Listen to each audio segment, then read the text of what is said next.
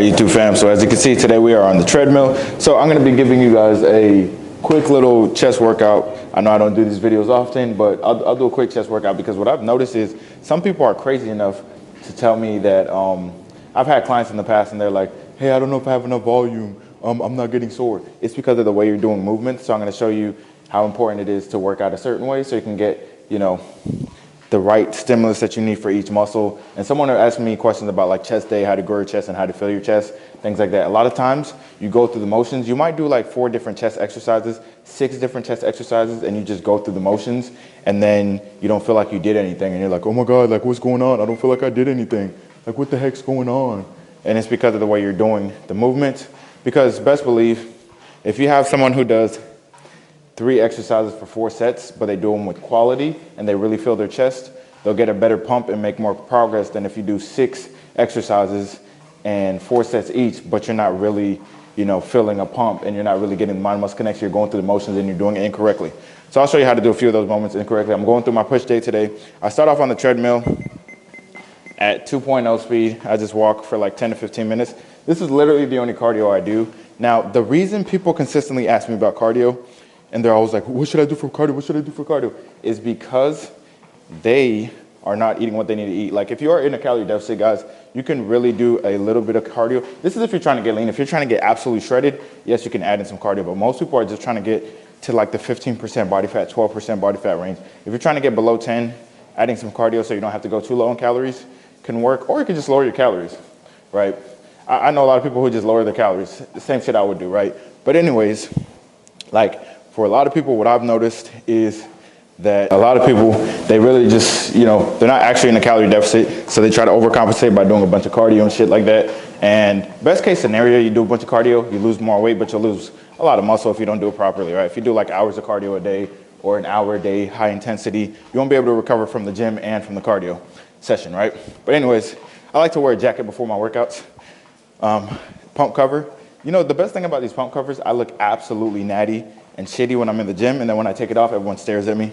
So it's pretty interesting from that front. This is an oversized training with Goku shirt. But anyways, like I said, I'm taking you through mic'd up workout today. We're just gonna do very basic workout, nothing crazy. But what I've been doing with minimal equipment in my garage. Now, when I go to the gym, my workout's slightly different. But let me kind of walk you through this workout so you get a better idea before I even get into it, so you're not confused. All right, so with push day, I have 2 push days, one that's more shoulder focused, one that's more chest focused. This one's gonna be more chest focused. So before I get into it, I like to pre-exhaust my chest. Right now, for this specific case scenario, what I'm gonna do to pre-exhaust my chest, I'm gonna do my normal warm-up, which is dips and pull-ups. And then to pre-exhaust my chest, I'm gonna do some flies, but since I don't have a fly machine or cables, I'm gonna use dumbbells really light, but really just fill in the chest. Then I'll go into the incline Smith machine and hit that. And then once I'm done with that, quality sets, quality reps, then I'll go into shoulder movements right after that. All right, so let's get right into it. All right, like I said, for every upper body day, I do pull-ups and dips first. So we're gonna start off with pull-ups. Then I'm gonna go right into dips. Just doing anywhere from 10 to 15.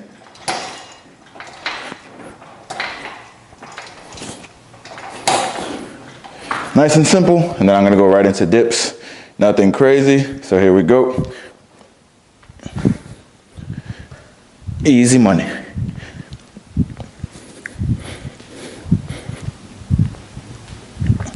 All right, I'm gonna do that for 4 sets.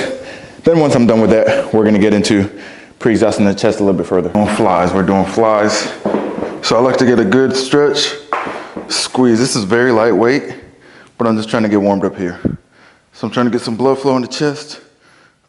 I'll show you guys a different angle on the next set, but I'm getting 15 reps, really filling my chest. I know it looks easy to you guys, but I'm really, really stretching, squeezing my chest. Stretching, squeeze. Stretch, squeeze. Stretch, squeeze. Stretch, and like I said, when I'm in the gym, I use cable flies or pec deck, but I don't have cable flies or pec deck here. Worst case scenario, I'll do decline push-ups if none of those are available. If those aren't available either, I'll do a chest press machine. All right, so like I said, if I was doing pec deck or cable flies, I'd do 4 sets of 15. So let's do another set. This is gonna be my last set, my fourth. Then we'll get into incline Smith, guys. So you wanna arch your back. As you can see, my back is arched, and really squeeze at the top. Stretch, squeeze at the top. You really wanna focus on that movement, all right? As you can see, my chest contracting at the top. A lot of you guys wanna grow your chest, but you don't even feel it when you're doing your movements, and that's totally fine. It's just because you're not pre-exhausting it. If you raw dog an incline bench, you're gonna feel your rotator cuffs, shoulders, elbows, kidneys, toenails, everything but your chest. So make sure you pre-exhaust.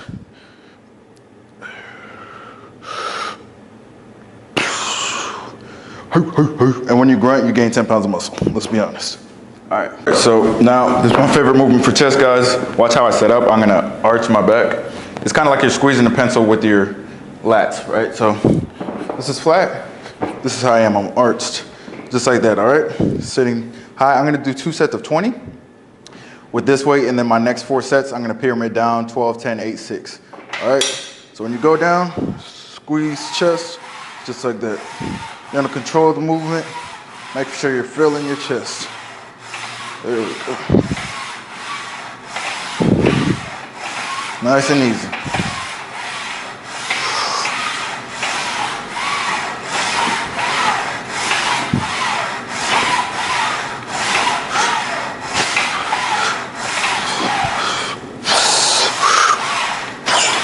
There we go.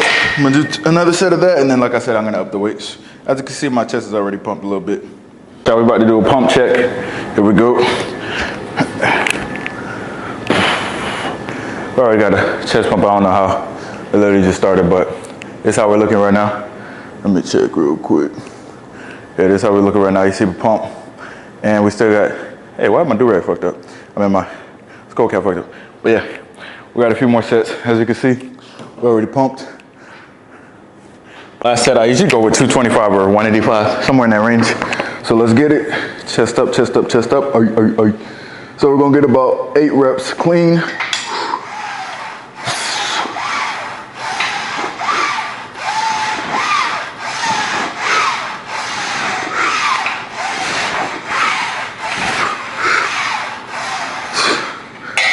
There we go. Let's go into shoulders.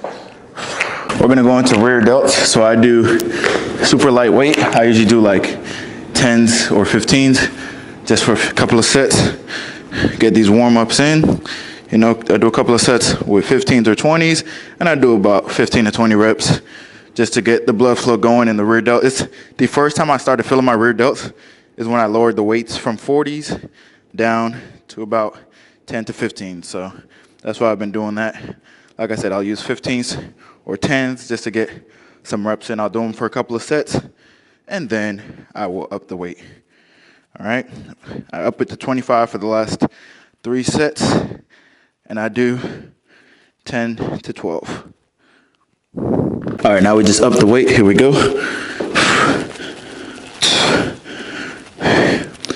4, 5, 6, 7, 8, 9, and 10. Raises, we're gonna do 2 sets of about 20, and then we're gonna get right into it and do a couple of sets heavier, but I just wanna get some blood flow into the sides delts, all right?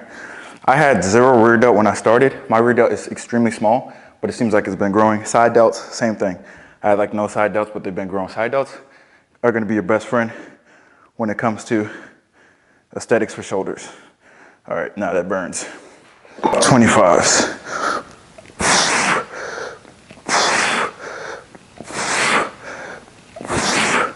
Gonna do 10 full reps, 10 half reps.